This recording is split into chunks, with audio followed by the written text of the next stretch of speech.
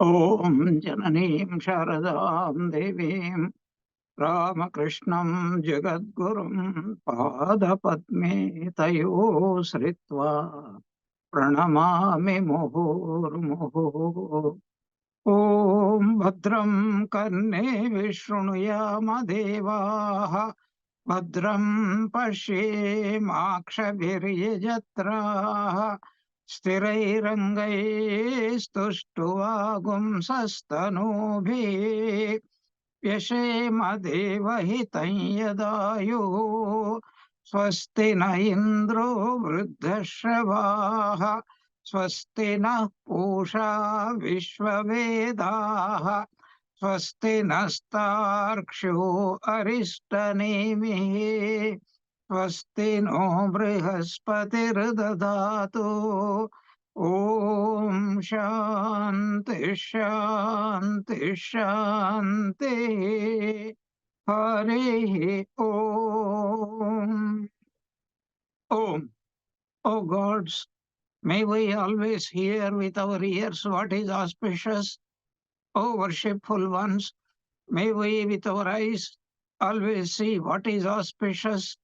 May we live our allotted life hale and hearty, offering our worship unto thee.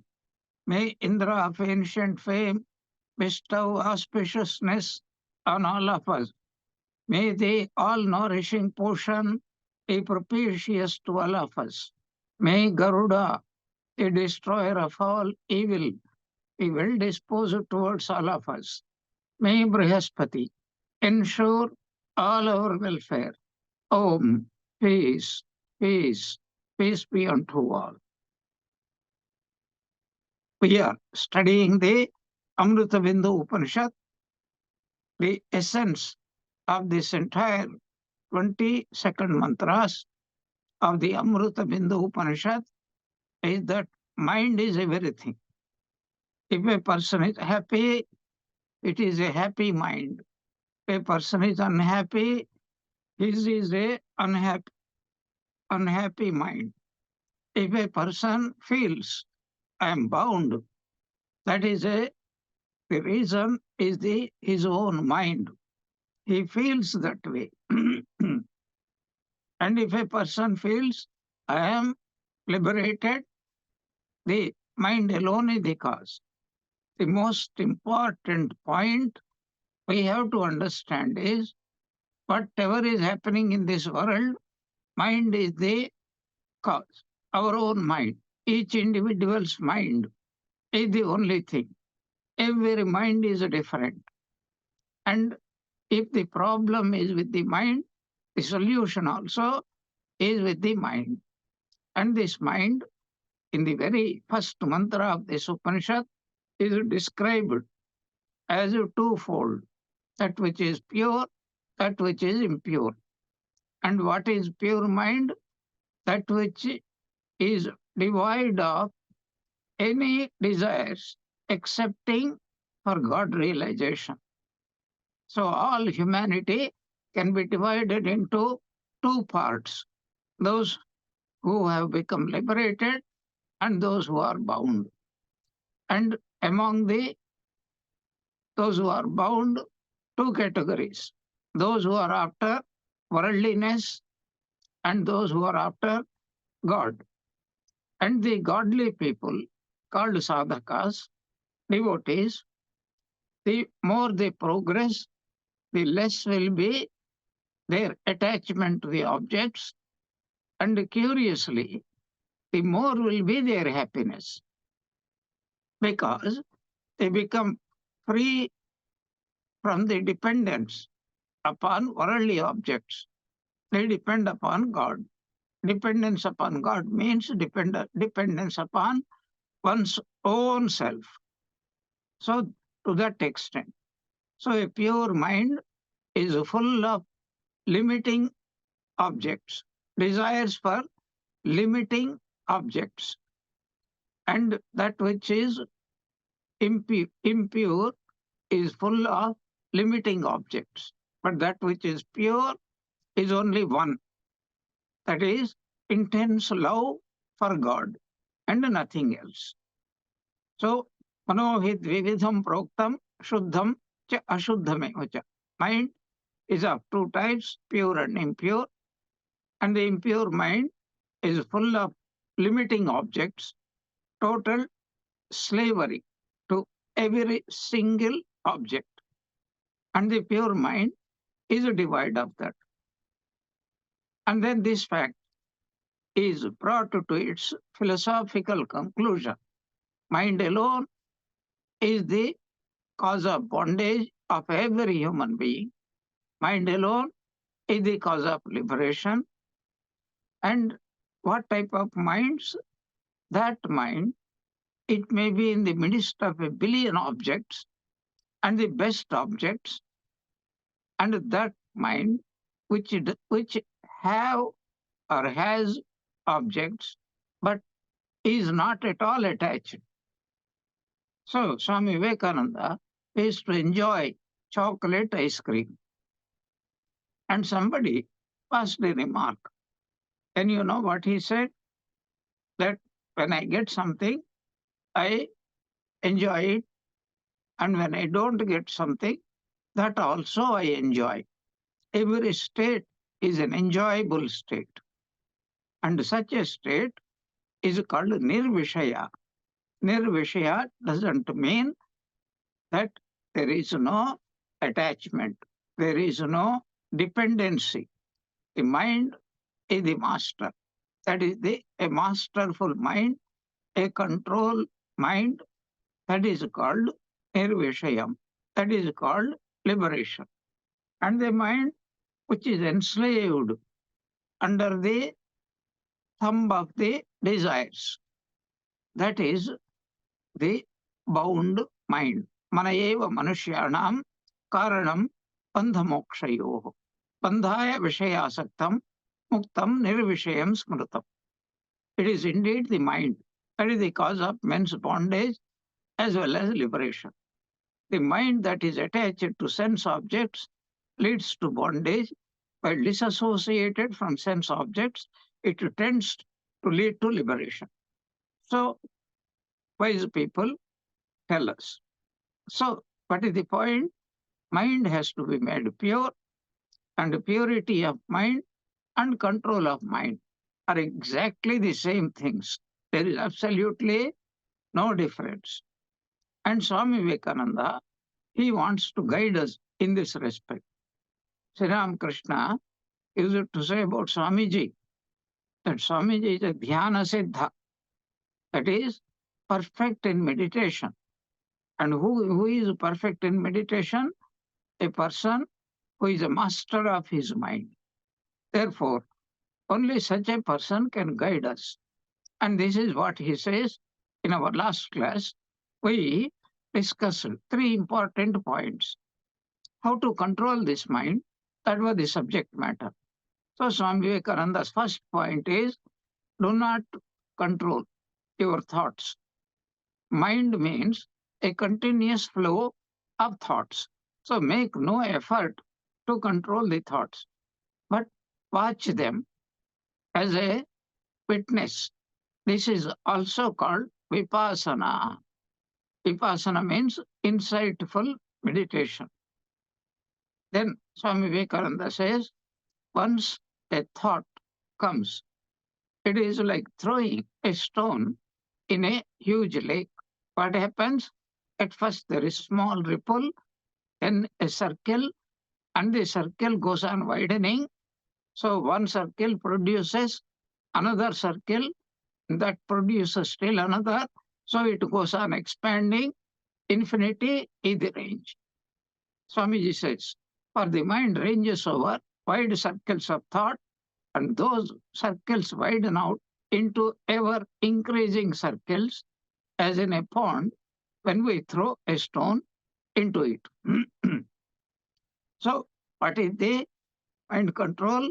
We want to reverse the process, and starting with a huge circle, make it narrower until at last we can fix the mind on a single point and make it stay there. A beautiful analogy has been given in the Bhagavad Gita. Yatha dipo nivatastho Nengate sa upama smruta yoginaha yata chittasya. A yogi who controls his mind is compared to a lamp that is giving light, but in an absolutely windless place. There is not even a flicker. And to make the mind unflickering, that is the point Swami Vivekananda is making on one point. Hold on to the idea. That is this. What is the first point? That just observe. What is the second point? Slowly reduce the circles, narrow it down. That means 100,000 thoughts into 1,000 thoughts, into 100 thoughts, into 50 thoughts, into 10 thoughts, into finally one thought. This is what Sri Ramakrishna, so first teaching, which entered into the ears of Sri M. Mahendranath Gupta. The first thing he heard, the Sandhya merges in Gayatri. Gayatri merges in Om. What does it mean?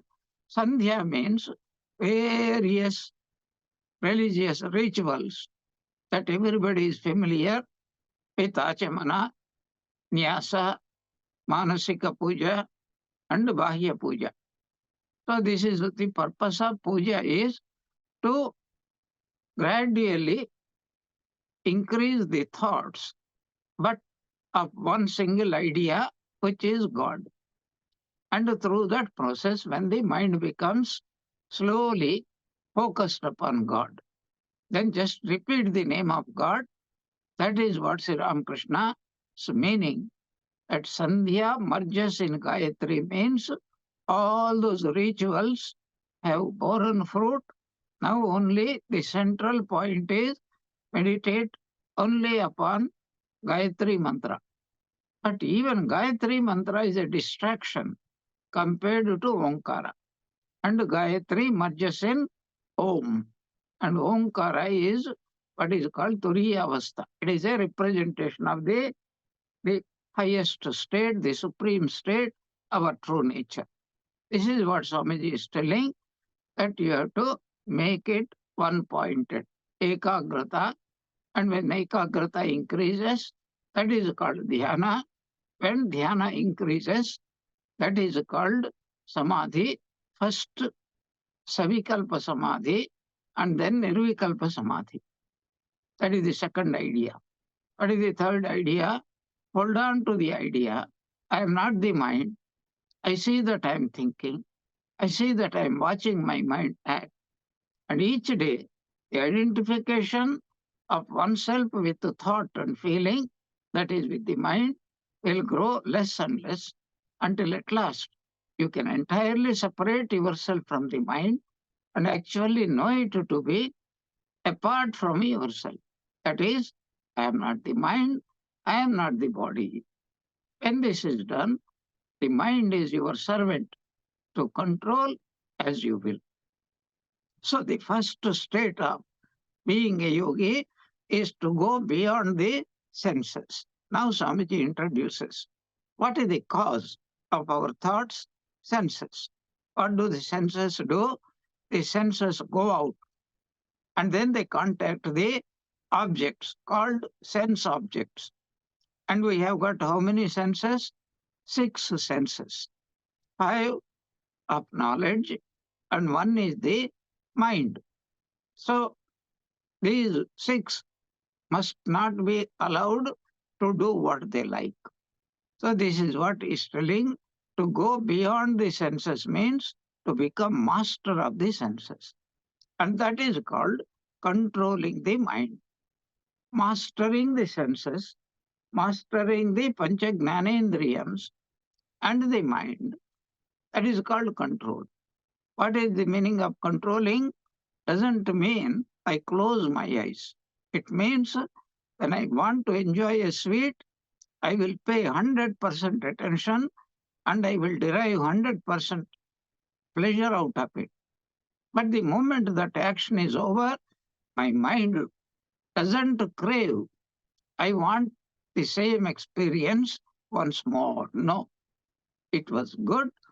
I enjoyed it, and it is the prasadam of God. It has given me double pleasure. But now, if until God brings it again, I am not going to desire it. So if it is there, be happy. If it is not there, be happy. Under all circumstances, let your mind not be agitated. That is called perfect mind control, sense control, thought control, by whatever blessed name we want to call it. So the flow of this continuous control of the mind, that is for 1 second, at first the sadhaka, through great practice, long practice, able to control the mind perfectly. Then slowly it increases. 2 movements, 3 movements, then one minute, then 5 minutes, then 10 minutes, then 1 hour. Then with the realization of God, tasmin drishte paravare vidyate hridaya grandhi chidyante sarva samshayaha kshiyante chasya karmani. So all the knots of the heart, means desires which are binding down, will completely be destroyed. And when desires are destroyed, man doesn't feel like acting. So the karma phala, kshiyante cha asya karmani. And then what happens? All doubts, chidyante sarva samshaya. But only when we try to practice these three, lessen the desires, lessen the doubts, and lessen the karma phala, very marvelous yogic explanation, then God becomes nearer.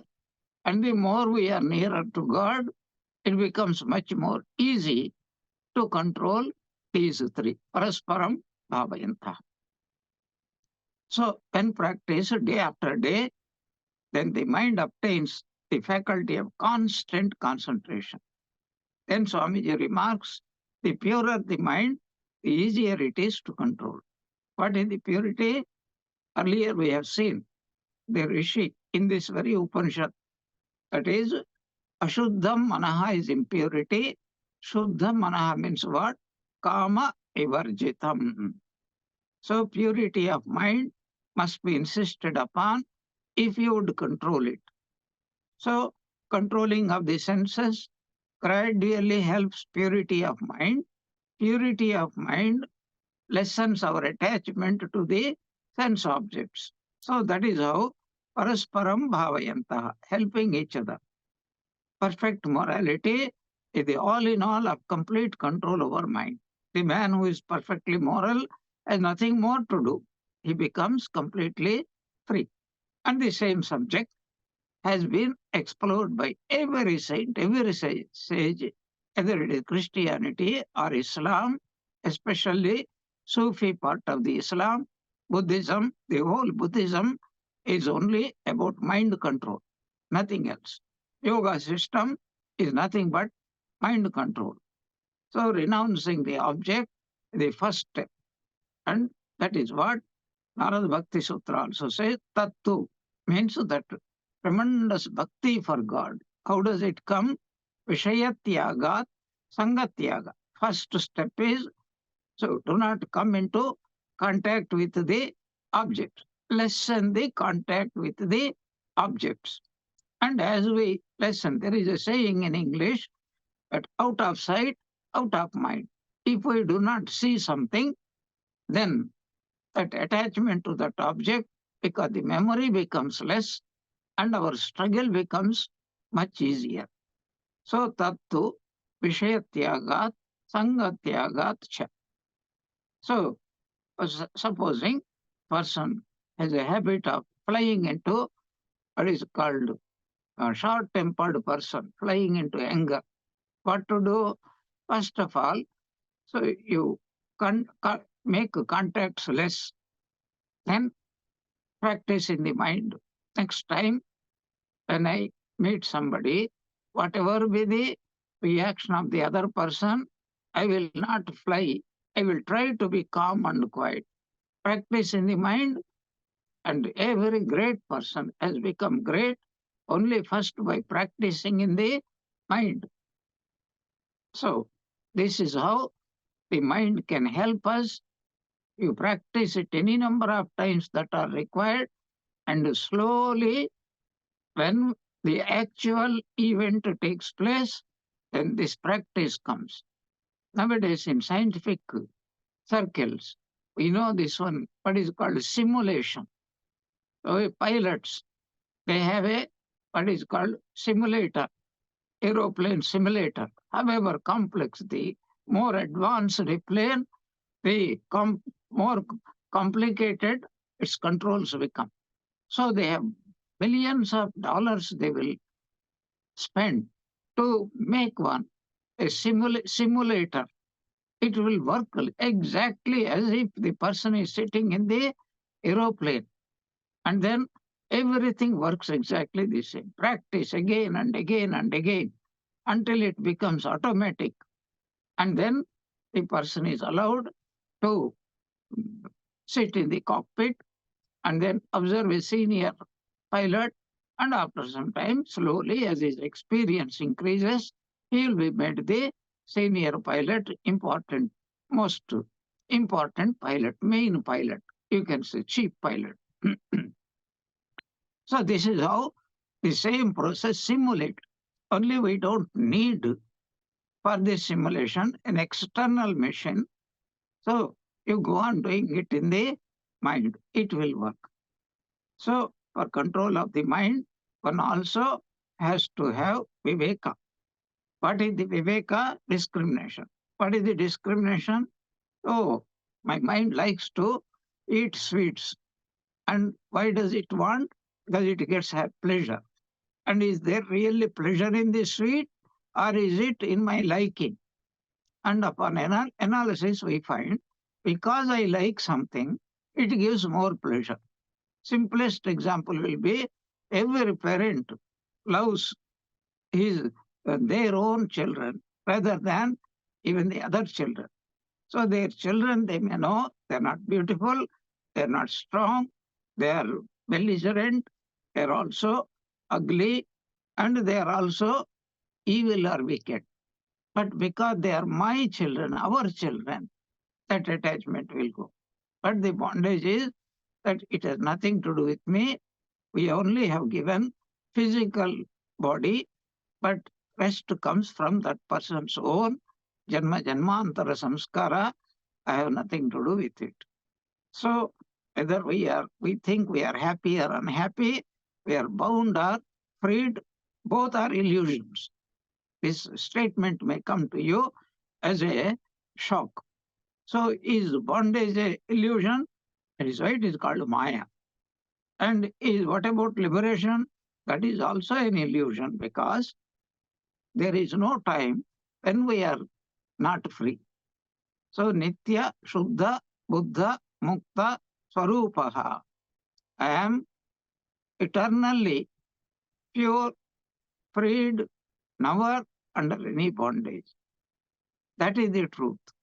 And if I become bound really bound, if real bondage can never be removed, only fake bondage can be removed. That's why there is a beautiful song in Bengali which says, if I'm unhappy, especially when we are happy, we don't sing these kind of songs. We don't pray to God when we are happy.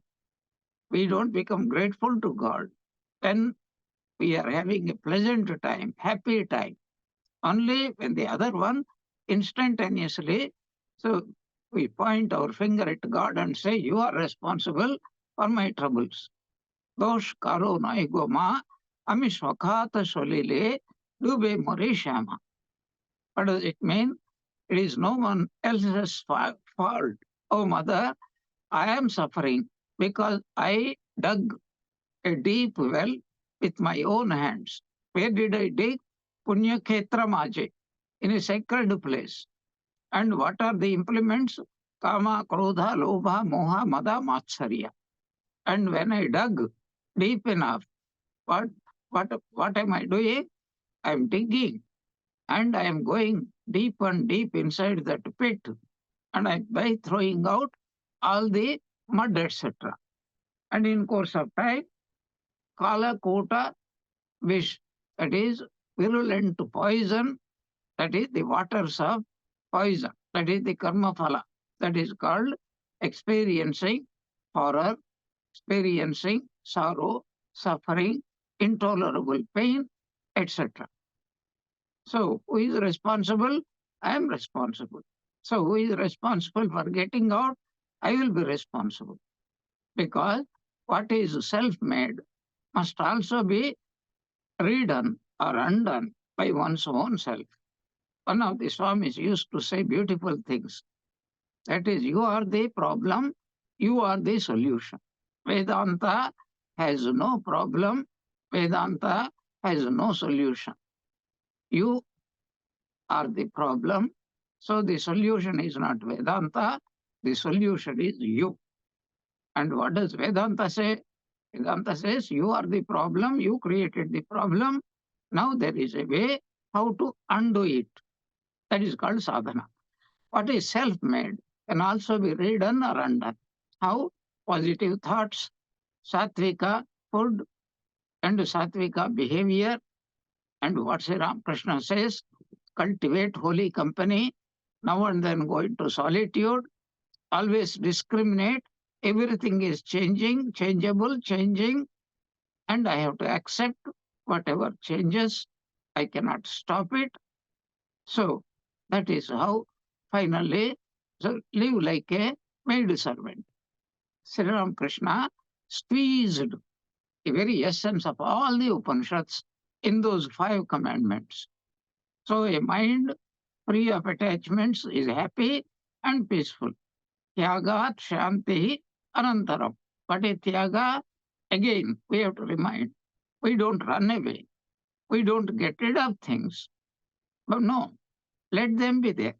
But what is the problem? Vishayatyaga.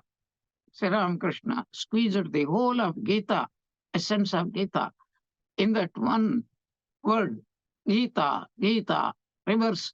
When you utter it very fast, then it becomes Tagi. O man, renounce all attachments, and then you discover you are none other than God. That means you are liberated. So that is what Bhagavad Gita also says.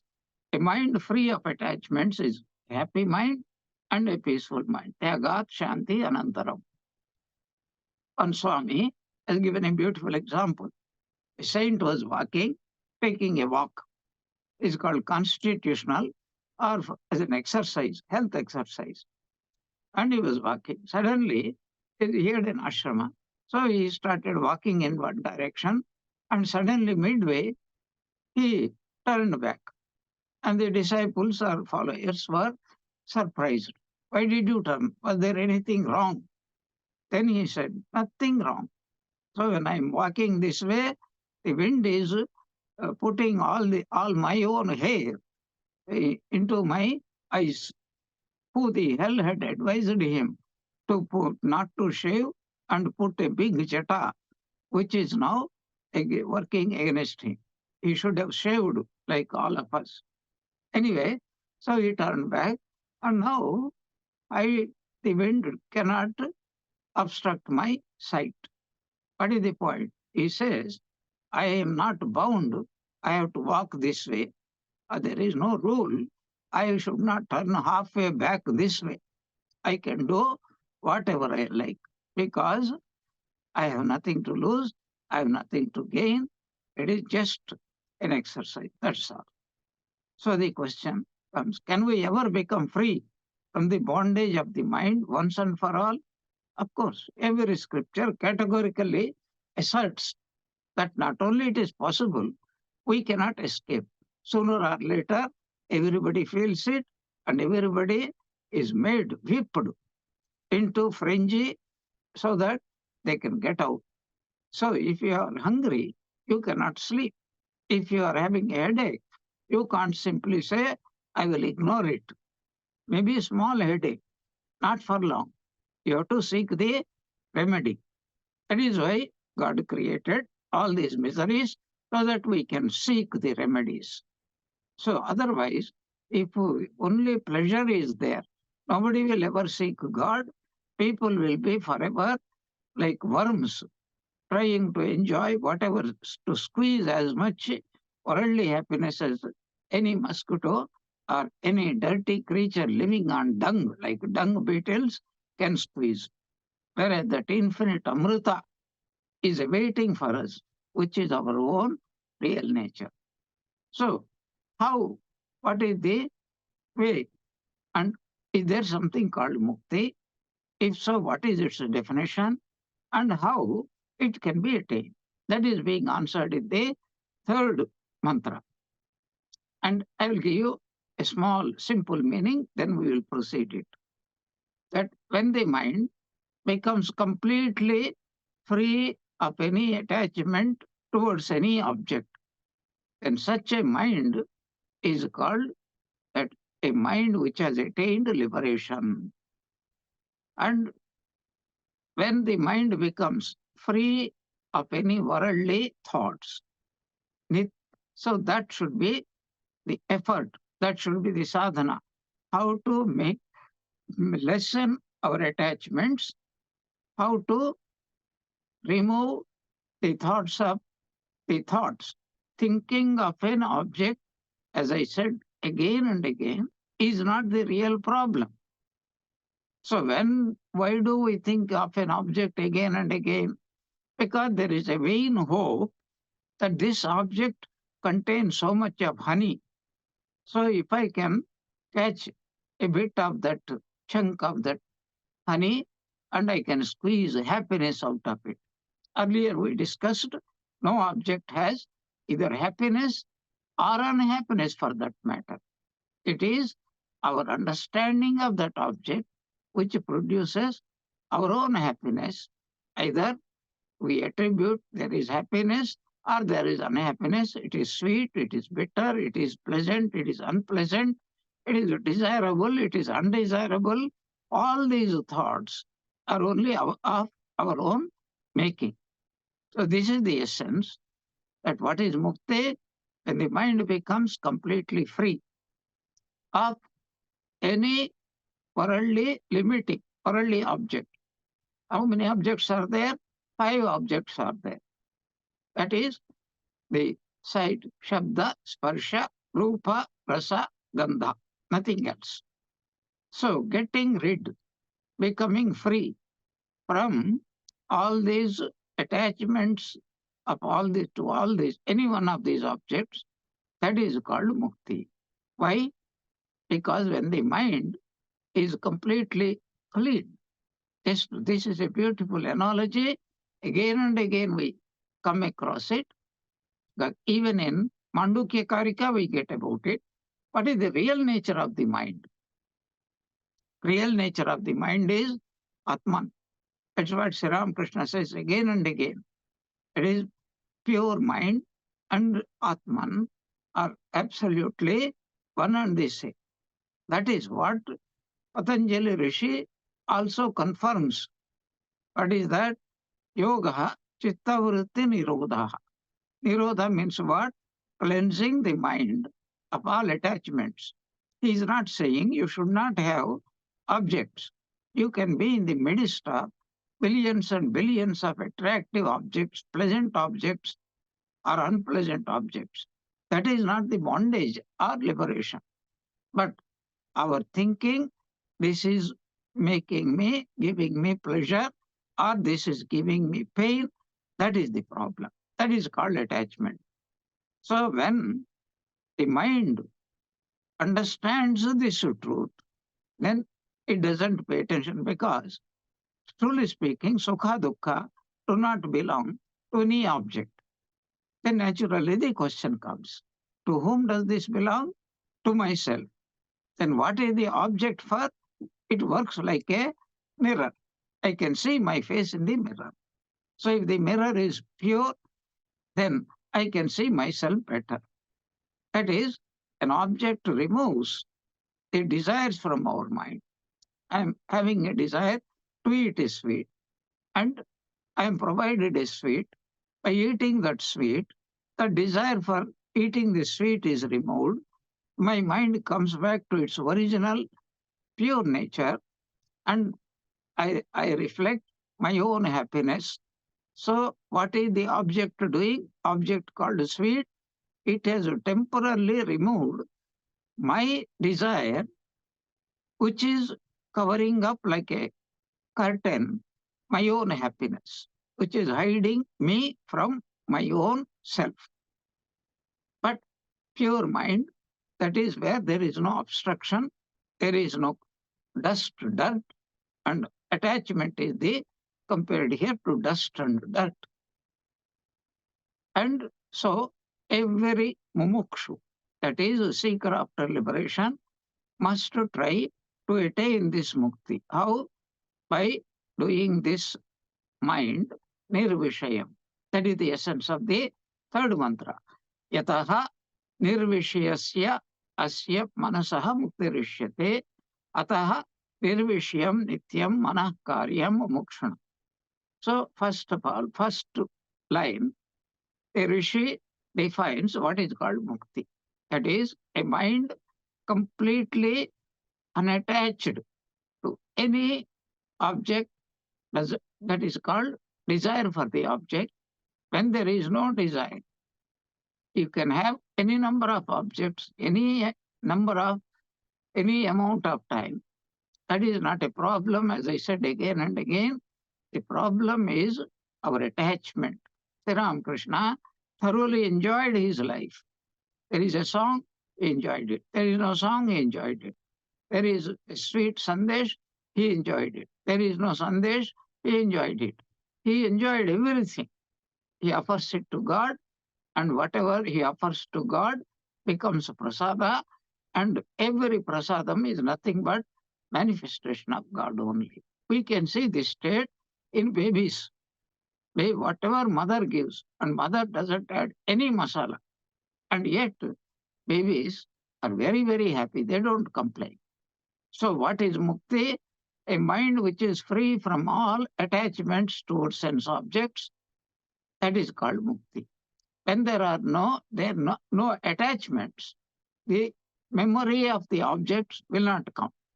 If you notice clearly, only when there is a desire, when there is an experience, that object has given me pleasure, then we are tend to remember it. And then this remembrance creates what? More desire.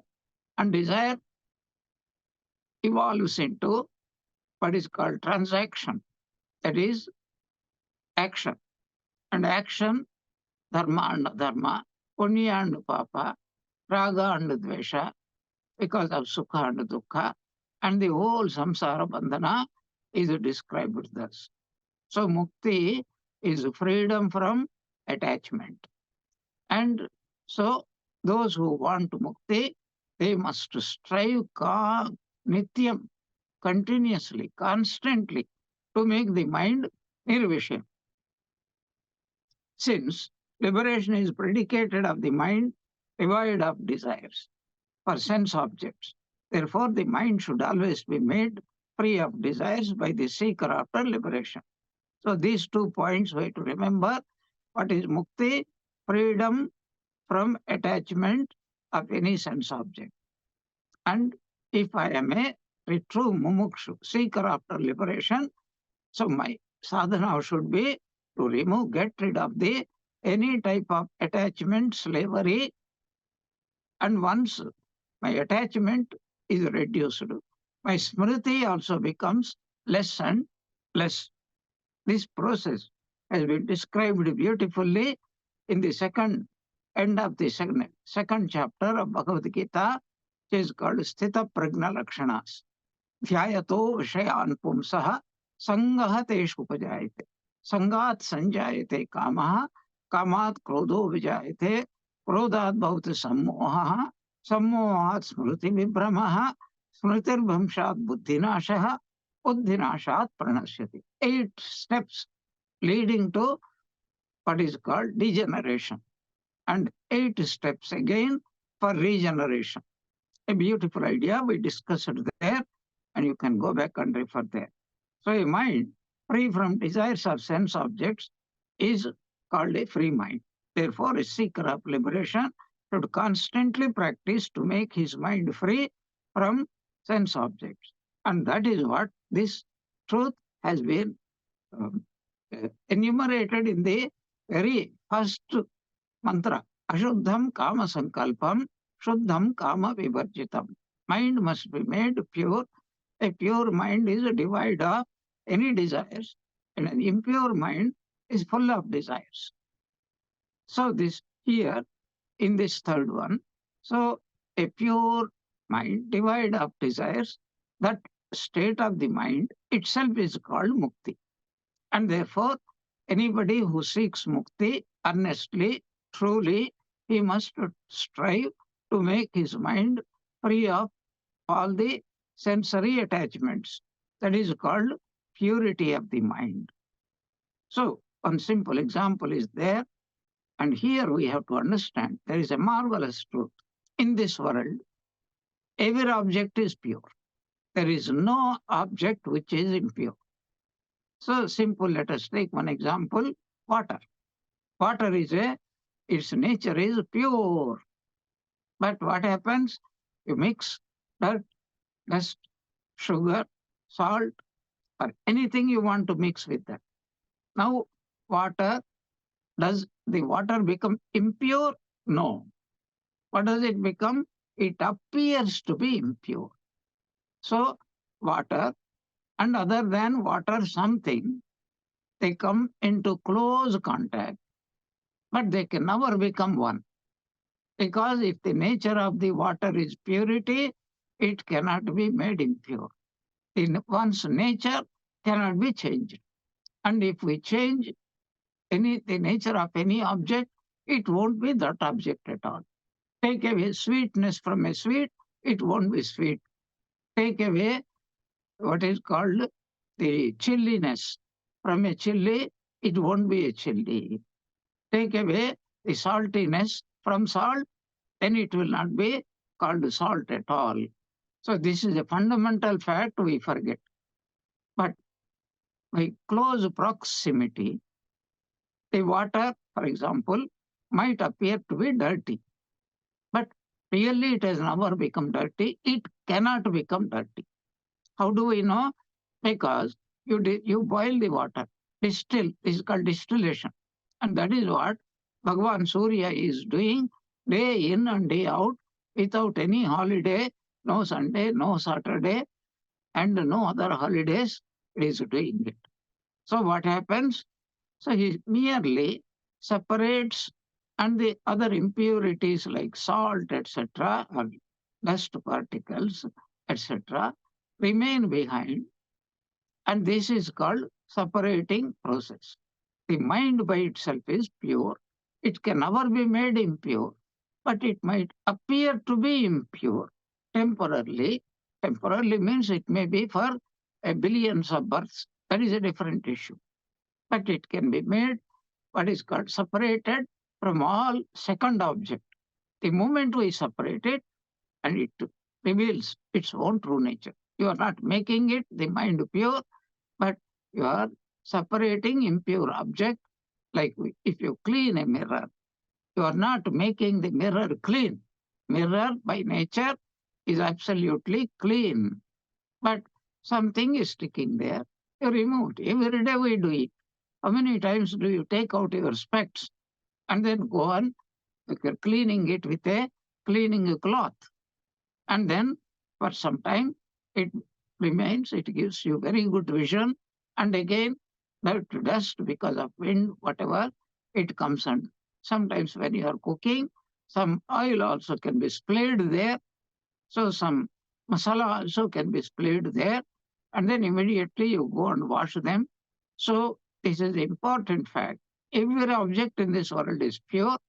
Nothing can make pure any pure object as impure, but it might appear to be impure by very close association. What is the closest association? When we put salt or sugar in water, then both salt and sugar disappear. Nobody can see it, but it is there. completely separate second object. So when you taste salt, that type of water, it tastes saltish or sweetish, but by the process of distillation, salt will be remaining behind, sweet also will be remaining behind. That shows. So we don't need to make the mind pure because it has never become impure, but we can help it to be itself by removing the obstacles. So the mind is that is what Sri Ramakrishna always means, that the Shuddha Man, Shuddha Atma act.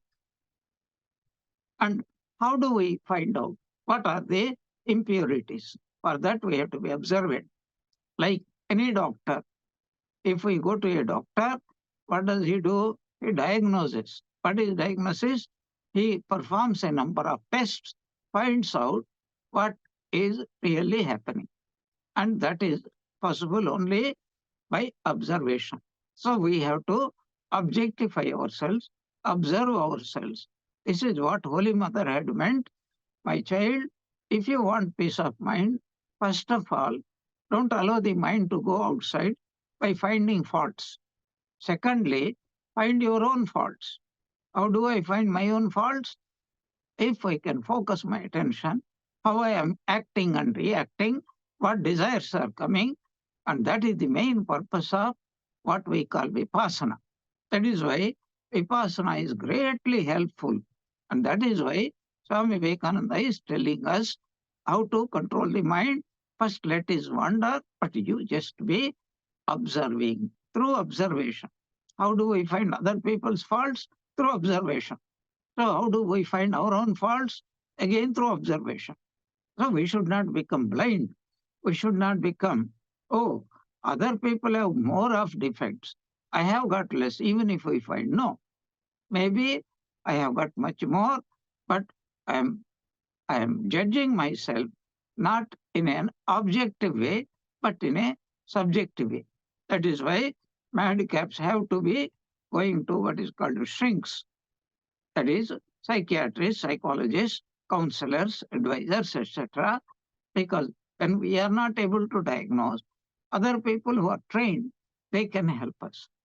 So a person who wants to make to keep his mind pure, that is, by removing every other impurity, he should go on observing, become aware, and then it is very much possible to find out. First, we may find a few, then we find more and more. As we become experts, then we find every little thought that pops up reminds us, oh, there is this thought. Why did this thought come? Because there is a samskara behind it. How did that samskara come? Because I have practiced it. And so, what is the way? Let me just reduce that samskara, that habit. That is called keeping a distance from the object. So, conscious, consistent, determined, and patient effort with complete surrender to God, with a prayer for His help in the form of making my mind more observant, more strong, can find out the defects, and one by one. So, Patanjali says that we have to meditate upon the opposite quality of the defect that we feel. We have to get, get rid of it. This is called pratipaksha bhavanam. For example, a person is always thinking negative thoughts. What is the way he understands? I am thinking negative thoughts. What is the way? Now consciously think about positive thought. See the positive side of everything there. And then slowly, slowly, the samskara will change. That is the what this particular mantra wants to do. And there are certain sadhanas which can help us. What are they? So puja can help us, japa can help us, prayer can help us, remembering God's name can help us, tirtha yatra can help us, kirtans could help us, ritualistic sacrifices, yajna, etc. Charity definitely can help us, tapasya can help us. But Ramakrishna condensed all those things into 4 aids. That is very important for us. What are the 4 aids? He said, first of all, increase your mumukshutva. If you want God realization is the goal of life. That is not very strong in most of us. That has to be strengthened. Until it is strengthened, our efforts will be weak only. So, hone se hoga, nahi hone se nahi hoga. That is how it goes. So, how to do that? Satsanga. Very, very, very important prayer to wholehearted prayer to God and doing everything as the scriptures advise us to do. So cultivate satsanga. Then, now and then go into solitude. There, our defects become almost glaring because there is no way we can forget ourselves by engaging in distracting activities. And then pray to God more deeply. Then continuously go on discriminating, like Japam, that everything in this world is temporary. God alone is permanent. God alone is our own. Everybody else is only like a just momentary association, and that is how we have to think. And fourthly, whatever we do, we have to live our life like a maid servant in a rich man's house.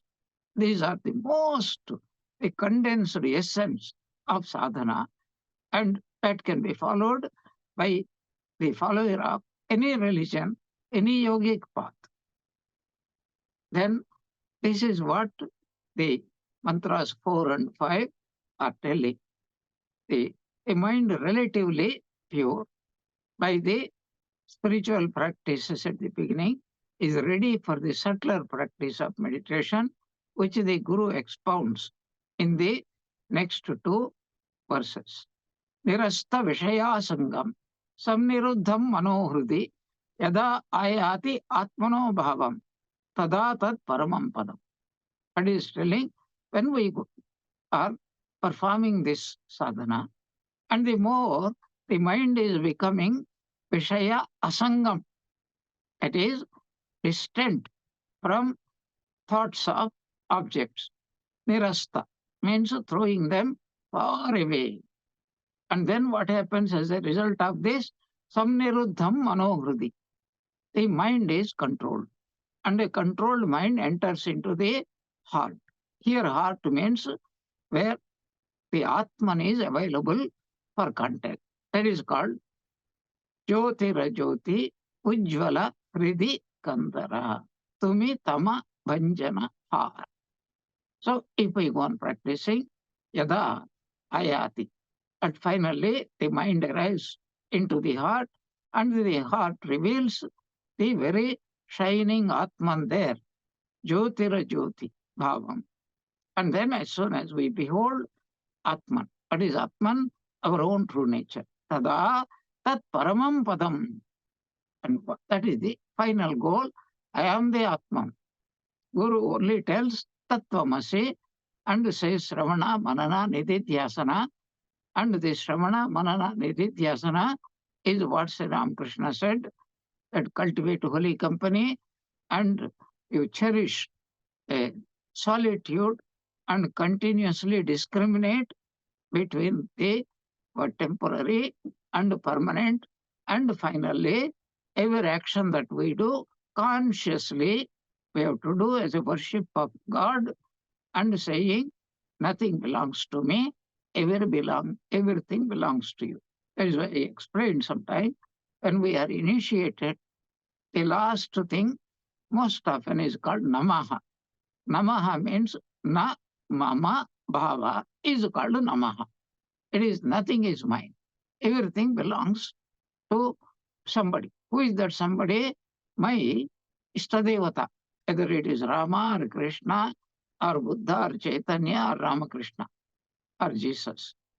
And then this every Ishtadevata has its manifest form, which we are supposed to meditate upon, and the unmanifest form in the form of Nityam, Niranjanam, Advaitam, Ajam, Shashvatam, etc. That is called Avyakta Rupa.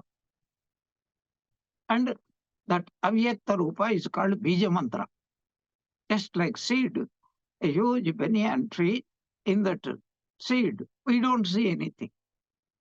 But if we put it in the soil and slowly nourish it, nurture it, we see in course of time it becomes a mighty banyan tree. So God's bija, Avyakta Rupa is there. And all the bijas, the source of all bijas is called Omkar. That is why first comes Omkara, then comes Bija Mantra, then comes our own particular manifestation of Ishta Mantra. But they're all higher stages. But the very first step we have to get up is called Namaha. Namaha means Namama. Practicing, nothing belongs to me, then it belongs to God. I am only given an opportunity to work like a maid servant, etc. This is what he wants to tell. Nirasta Vishayasangam. First, get rid of the attachments to all objects. And before that, even reduce the number of objects that are necessary to a minimum with which we can live our life happily.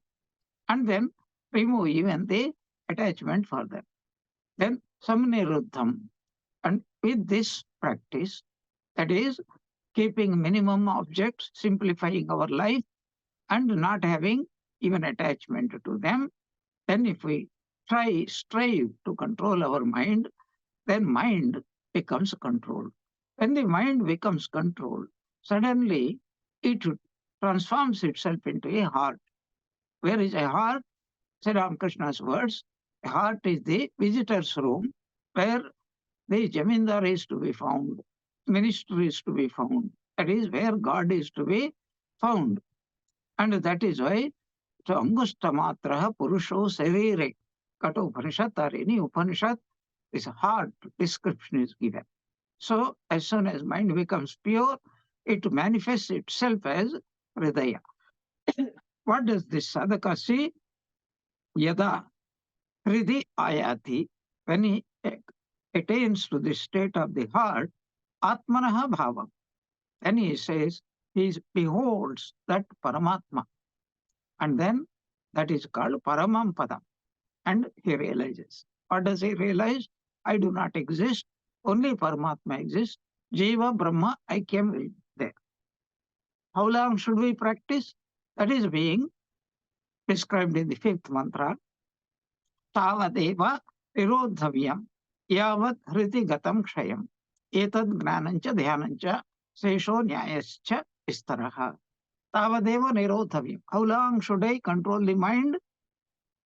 Until the mind becomes bereft of attachments and enters into Hridi Gatam Kshayam, completely merges, manifests itself as its purer form, which is called Hridaya.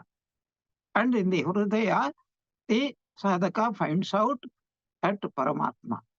And that is the end of the sadhana. Until then, Tavadeva, the mind, all the sadhana has to be performed. And once that is attained, Bhagavan is attained, so the rest, Etad Gnanam, this is the highest knowledge, and Etad Dhyanam, this is called Dhyanam also, Seshaha, whatever descriptions we give, Nyayascha Vistaraha, it is only elaboration of this essence. This beautiful sadhana marga is being discussed. We will discuss about it in our next class. Om Jananim Sharadam Devim Ramakrishnam Jagadgurum Padapadme Tayo Saritva Pranamami Muhurmuhu. May Ramakrishna, Holy Mother, and Swami Vivekananda bless us all with bhakti. Jai Ramakrishna.